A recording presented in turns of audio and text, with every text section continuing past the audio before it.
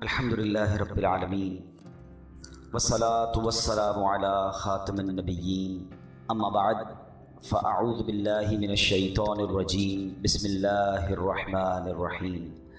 پڑھیے الصلاة والسلام علیک یا رسول اللہ وعلی آلک واصحابک یا حبیب اللہ۔ الصلاة والسلام علیک یا نبی اللہ وعلی آلک واصحابک یا نور اللہ۔ درود پاک پڑھنے کے بے شمار فضائل و برکات ہیں۔ مصطفیٰ جان رحمت شمع بزم ہدایت صلی اللہ تعالی علیہ وسلم کا فرمان عالی شان ہے کہ جو کوئی شخص مجھ پر 200 مرتبہ درود پاک پڑھے اس کے 200 برس کے گناہ معاف کر دیے جاتے ہیں۔ اب یہاں کسی کے ذہن میں سوال آ سکتا ہے کہ 200 برس تو ہم نے جینا ہی نہیں۔ جہاں جہاں حدیثوں میں یہ جو کوانٹٹی آتی ہے نا 100 برس 200 برس، ایک اور حدیث پاک بھی ہے جو جمعہ کے دن 80 بار درود پاک پڑھے اس کے 80 برس کے گناہ معاف کر دیے جاتے ہیں۔ تو علماء یہ فرماتے ہیں اس سے مراد زندگی بھر کے گناہ ہوتے ہیں، یعنی کثرت سے رحمتیں نازل ہوں گی۔ اچھا، یہاں جب یہ 200 برس کے گناہ 80 برس کے گناہ یا پچھلے سارے گناہ معاف کرنے کی بات ہوتی ہے تو اس سے مراد صغیرہ گناہ ہوتے ہیں۔ یاد رکھیے، کبیرہ گناہ جو ہوتے ہیں نا وہ توبہ سے ہی معاف ہوتے ہیں۔ تو ہمیں ہر وقت کوشش کرنی چاہیے، ہر روز کوشش کرنی چاہیے کہ ہم توبہ کرتے رہیں، اور توبہ کرنا اللہ کو بڑا پسند ہے۔ یقین کریں اللہ کو بڑا پسند ہے بندہ اس سے معافی مانگے۔ تو نبی پاک علیہ السلام آپ تو بخشے بخشائے ہیں، مگر آپ بھی روزانہ بعض روایتوں کے مطابق 100 بار استغفار کیا کرتے ہیں اللہ کے حبیب علیہ السلام۔ اور ہم سراپا گناہ گار ہیں، گناہوں کے انبار ہیں ہمارے سر پر۔ کتنا وقت گزر جاتا ہے ہم توبہ نہیں کرتے، استغفار نہیں کرتے۔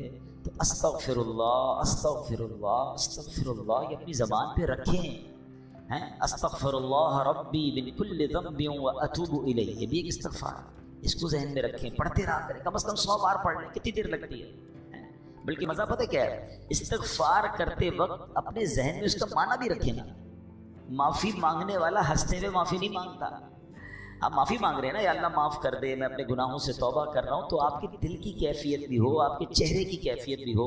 کیا ہی اچھا ہو آنکھیں بند کر کے مسجد کے کونے میں یا گھر میں بیٹھ کر میں اپنے گناہ یاد کر کے اللہ کی بارگاہ میں کہوں کہ استغفر اللہ ربی من کل ذنب واتوب الیہ، اے اللہ میں اپنے سارے گناہوں سے توبہ کرتا ہوں، معافی مانگتا ہوں، اپنے کرم سے معاف کر۔ پھر آنسو بھی بہیں گے، پھر خیال بھی آئے گا، پھر ندامت بھی ہوگی، پھر دیکھیں انشاءاللہ وہ کریم کیسا کرم فرماتا ہے۔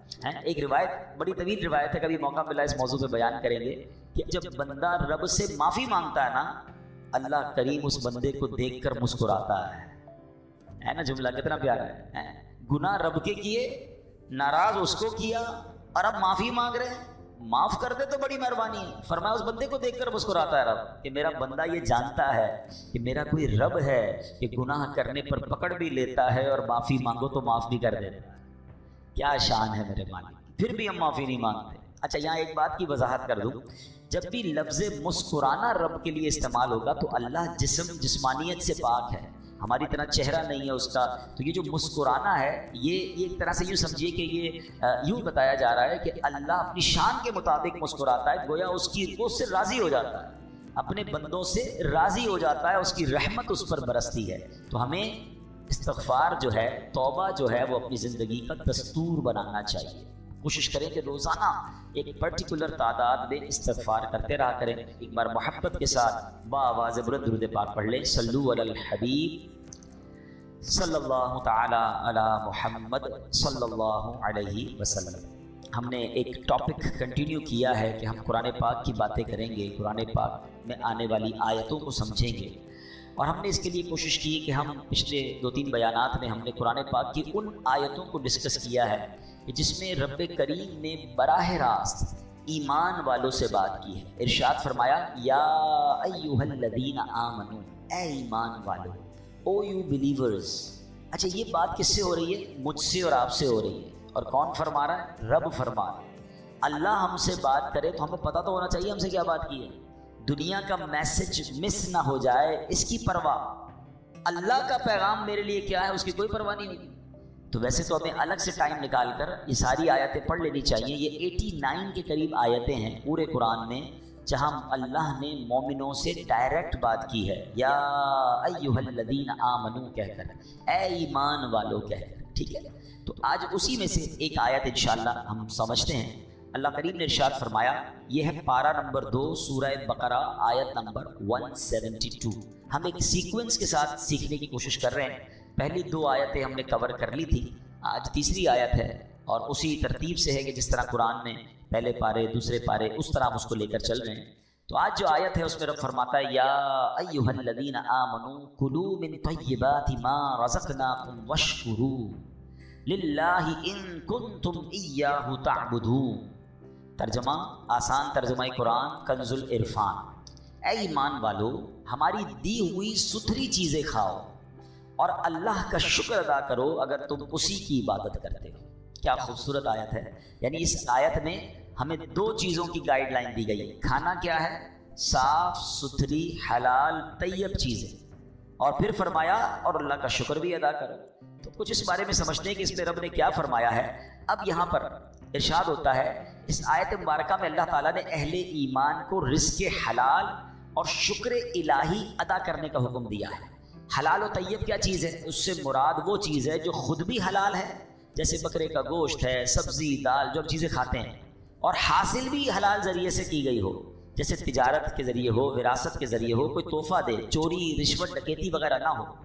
اب یہاں ایک بات یاد آ گئی، سوشل میڈیا پہ ایک پوسٹ کچھ عرصہ پہلے دیکھی، ایک بندہ کہتا ہے بیرون ملک میں وہ کوئی گوشت بیچنے والا تھا یا کوئی کھانے کے سامان بیچنے والا تھا، تو وہ کہتا ہے مسلمان جب بھی میرے پاس آتے ہیں وہ یہ ضرور پوچھتے ہیں کہ یہ حلال ہے کہ نہیں، ٹھیک ہے۔ تو میرا سوال یہ ہے کہ کیا صرف حلال ذبیحہ گوشت کھانا ہی ضروری ہے، یا جس پیسے سے حلال گوشت خرید رہے ہیں وہ پیسہ بھی حلال ہونا چاہیے؟ رشوت سے کما کر، جھوٹ سے کما کر، دھوکے سے کما کر، ڈکیتی اور چوری سے کما کر، اغوا برائے تاوان کر کے اس کا رینسم، اس کا کڈنیپ کے پیسے لے کر اب میں ڈھونڈنے نکلا ہوں کہ مجھے ان پیسوں سے حلال گوشت چاہیے، تو یقیناً گوشت بھی حلال ڈھونڈنا ہے، کھانا بھی حلال ڈھونڈنا ہے، مگر وہ کھانا بھی حلال پیسوں سے ہے۔ ہم ایک سائڈ پر تو بڑے مضبوط ہوتے ہیں، معاذ اللہ کسی بھی مسلمان کو کہہ دیں، ہم پتہ نہیں کوئی بالکل ہی ایمان سے خالی ہو جائے تو الگ بات ہے، ورنہ کتنا ہی بڑا گناہ گار ہو اس کو کہیں بھائی سور کا گوشت کھلاؤں گا آپ کو، وہ کیا کہے گا؟ نہیں بھائی ہم مسلمان نہیں کھاتے۔ بہت اچھی بات ہے، ہمارا ایمان اسٹرانگ ہونا چاہیے۔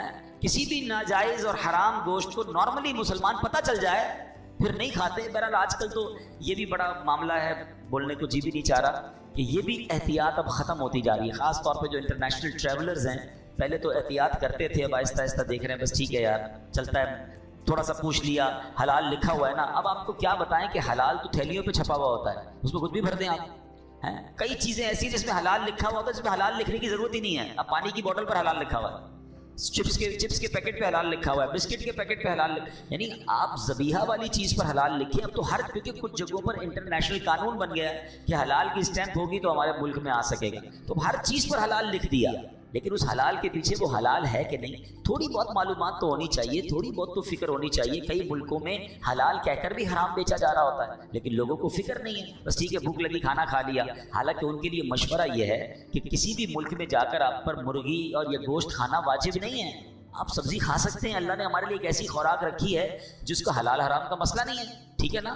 آپ جناب اس میں فش کھا سکتے ہیں، لیکن بس شوق بھی بہت ہے اور فکر بھی نہیں کرنی ہے۔ لیکن قرآن کیا کہتا ہے؟ اے ایمان والو رزق حلال کھانا ہے، صاف ستھری چیزیں کھانی ہے، حلال طیب رزق کھانا ہے۔ تو بہرحال یہ بات ہمیں سمجھ آئی، اور رزق حلال کس قدر برکت والا کھانا ہے، اور حرام کھانا جو ہے وہ عذاب الہی کو دعوت دیتا ہے، چاہے وہ حرام روزی سے کھایا ہے یا حرام گوشت یا حرام چیز کھائی ہے، شراب پی ہے یا معاذ اللہ وہ گوشت کھایا جو ذبیحہ نہیں ہے، تو اس کی کتنا برا کام ہے۔ اب ذرا قرآن مجید فرقان حمید میں ایک اور جگہ رب ارشاد فرماتا ہے، یا ایھا الناس کلوا مما فی الارض حلالا طیبا ولا تتبعوا خطوات الشیطان انہ لکم عدو مبین۔ قرآن کہتا ہے اے لوگو جو کچھ زمین میں حلال پاکیزہ ہے اس میں سے کھاؤ، اور شیطان کے راستوں پر نہ چلو، بے شک وہ تمہارا کھلا دشمن ہے۔ تو یہ بار بار قرآن کہہ رہا ہے حلال کھانا ہے، حلال کھانا ہے، حرام کھانا یہ ساری روحانیت کو برباد کر دیتا ہے۔ یاد رکھیے جس کے پیٹ میں حرام کا لقمہ جائے نا اس کی دعائیں قبول نہیں ہوتی، اس کی عبادتیں قبول نہیں ہوتی۔ لیکن لوگوں کو یہ فکر ہی نہیں ہے. اچھا میں دوبارہ وہی بات کروں گا, میرے سامنے جو آڈینس ہے 99.99% لوگ حرام کھانا نہیں کھاتے. کون سا حرام؟ جو پکنے میں حرام ہے یا گوشت حرام ہے. مگر کیا اتنی احتیاط میں اس روزی کمانے میں کر رہا ہوں کہ جس روزی سے, جس پیسے سے میں وہ کھانا خرید رہا ہوں, میں خرید تو حلال بکرے کا گوشت رہا ہوں, میں خرید تو حلال سبزی رہا ہوں, میں خرید تو حلال چکن رہا ہوں, مگر جن پیسوں سے خرید رہا ہوں وہ بھی حلال ہونے چاہیے نا, ورنہ تو کھانا پھر حرام ہو گیا, روزی پھر حرام ہو گئی. ہم جتنا کانشیس, اگر آپ کو کوئی کہے کہ آپ کے محلے میں ایک غیر مسلم ہے جو چکن بیچ رہا ہے, آپ نہیں لیں گے اس سے. عام مسلمان بے نمازی وہ بھی نہیں لے گا, پتہ چل جائے کہ بھائی یہ ماد اللہ حرام گوشت ہم نہیں لیں گے, بھائی یہ فلاں چیز میں شراب ملی ہوئی ہم نہیں لیں گے, جو شرابی نہیں ہے. لیکن جتنا کانشیس خریداری میں حرام کو چیک کرنے میں کچھ لوگ ہوتے ہیں, ہمیں اسی طرح اپنی روزی میں بھی تو احتیاط کرنی ہے نا, کہ میں اپنے بچوں کو کوئی حرام روزی تو نہیں کھلا. میں دو واقعات آپ کو سناتا ہوں, حرام روزی کی تباہ کاری اور حلال روزی کی برکت. پہلے حلال روزی کی برکت سنو. حضرت سعد بن ابی وقاص رضی اللہ تعالیٰ عنہ, یہ کون سے صحابی ہیں؟ یہ عشرہ مبشرہ میں سے ہیں. عشرہ مبشرہ کون ہوتے ہیں؟ یہ وہ 10 صحابہ ہیں جن کو نبی پاک نے ان کی زندگی ہی میں جنت کی بشارت عطا فرما دی. ویسے تو ہر صحابی جنتی ہے, مگر یہ کتنے لکی ہیں کہ زبان مصطفیٰ صلی اللہ تعالیٰ علیہ وسلم سے میرے آقا نے ان کو جنت کی بشارت عطا فرمائی. عشرہ کہتے ہیں 10 کو, مبشرہ کہتے ہیں خوشخبری والے. یہ وہ 10 ہیں کہ جن کو اتنی بڑی گڈ نیوز مل گئی کہ وہ زندگی میں نبی پاک نے فرمایا تو جنتی ہو. حضرت سعد بن ابی وقاص از ون آف دیم. 4 تو خلفائے راشدین ہیں ہمارے, ٹھیک ہے, 5ویں یہ ہو گئے, 5 مزید بھی ہیں. حضرت سعد بن ابی وقاص نے سرکار دو عالم صلی اللہ تعالیٰ علیہ وسلم سے ایک بڑا کمال کا کویسچن کیا. یقین کریں ایسا سوال ہے, میں آپ کو بتاؤں تو آپ بھی کہیں گے یار اس کا جواب فوری بتائیے. سوال کیا تھا؟ وہ کہتے ہیں یا رسول اللہ صلی اللہ تعالیٰ علیہ وسلم, آپ دعا فرمائے اللہ سے, اللہ تعالیٰ مجھے مستجاب الدعوات کر دے. What is the meaning of مستجاب الدعوات؟ یعنی بندہ جو دعا کرے اس کی دعا قبول ہو جائے. اب مجھے بتاؤ یہ کتنا بڑا انعام ہے, اگر یہ ہم میں سے کسی کو مل جائے.